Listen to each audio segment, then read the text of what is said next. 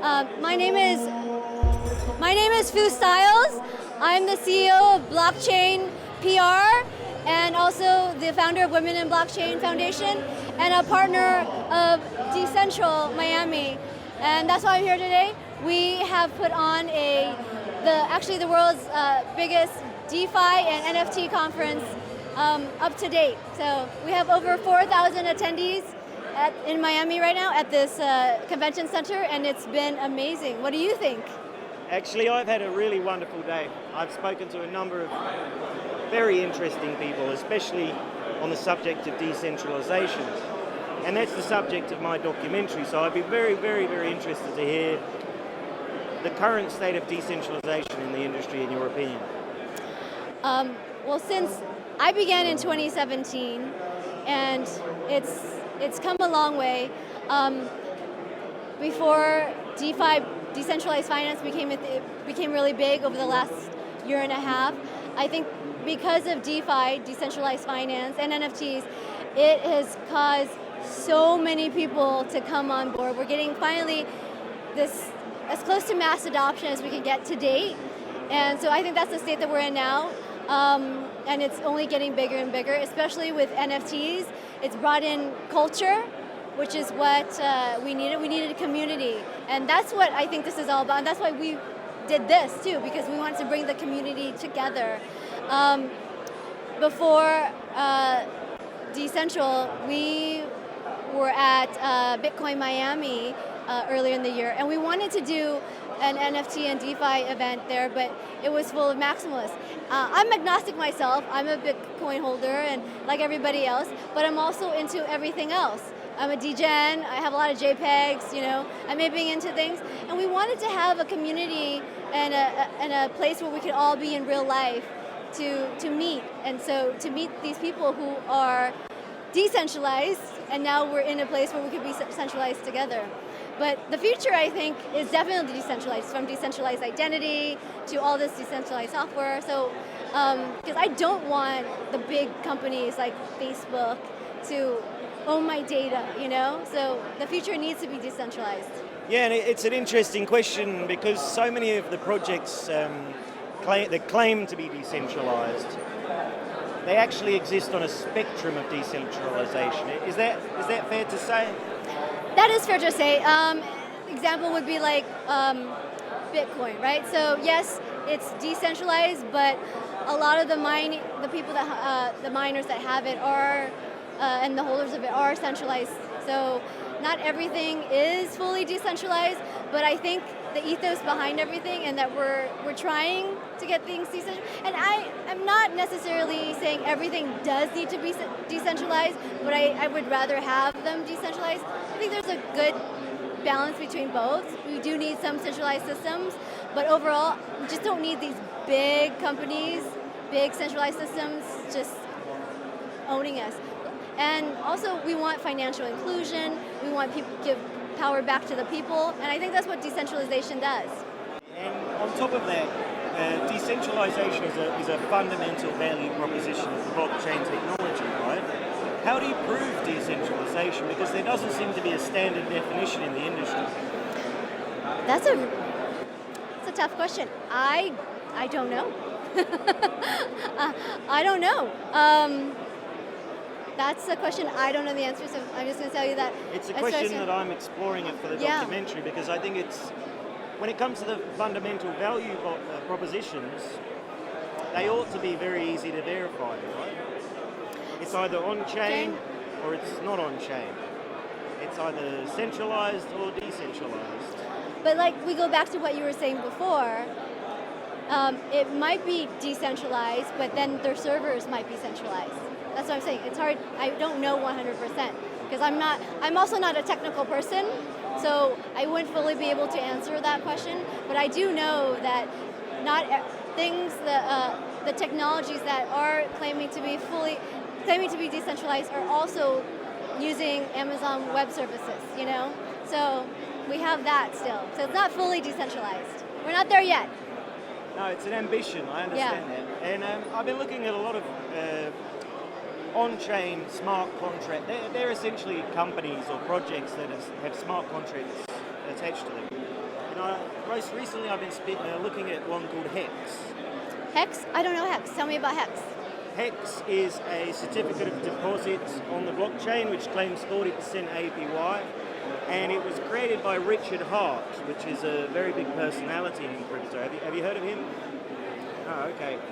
Anyway, he has a very, very strong community, as does many crypto projects. Yes. Community is key. Key. The community is key. And they call themselves hexagons, and they basically talk about number go up a lot, which is a lot of projects again. They're not unique in that regard. Talk a little bit on the role of community and what are the risks associated with groupthink when it comes to community around a token, because you can get this cult-like behavior. I'm not picking any specific project in particular, but I would like to explore that generally. Well, I love community. I help build communities. That's why we're here. We're building community as we speak. I do understand what you're saying. Communities that are fully maximalist can get a little bit cult-like. But I think that's what, like I own Bitcoin, I own Ethereum, I own a lot of different things.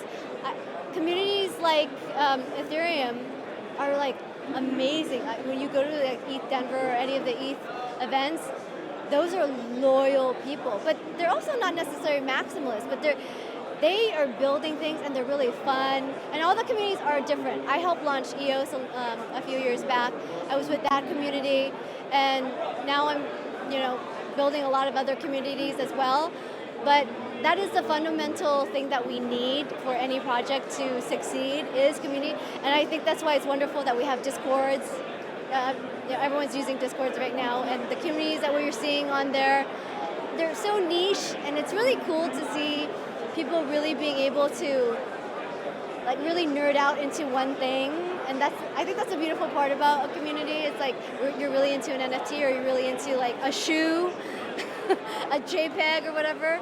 And it's really great to be able to find somebody that can relate to you. So for me personally, before I even got into the blockchain industry in 2017, I was in VR and AR. Prior to that, I was a celebrity fashion stylist. But it wasn't until I crashed a blockchain conference in 2017, I realized I'm going to give up everything I'm doing and get into blockchain, because these are my people. They believe we have the same values. We might all be coming from different walks of life, but I feel like this is my community. And I think that's what's so great about what we're doing here, and what crypto and blockchain and DeFi and NFTs has to offer, is that any little thing that you can nerd out about, you can find it. You can find friends from here. And look at us, we're meeting. I feel connected to you. I think we're going to be friends.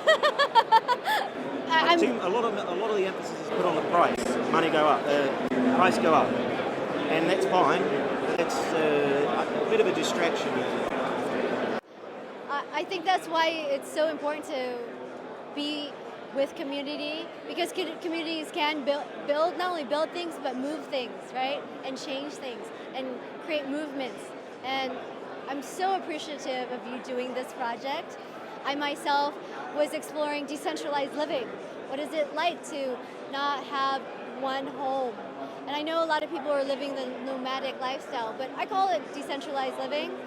And a lot of the people in the crypto space, that we travel a lot to conferences and all over the world together, we were doing that. And I started telling people I'm decentralized. I don't really live in any one place. And it started catching on. But now with COVID, it's a whole other story. But, decentralization, I think, not only applies to the technologies, but applies to us as human beings, and even into nature, in Burning Man culture. But going back to nature, like ants. Ants are fully decentralized, but they come together in their own community. I mean, that to me is so interesting. Like, innately, we are decentralized. Just seeing it in nature. So I'm so excited that you're doing this project. I had no idea. I know for a fact it's one of the more unique documentaries, because, as I say, everybody's focused on number go up.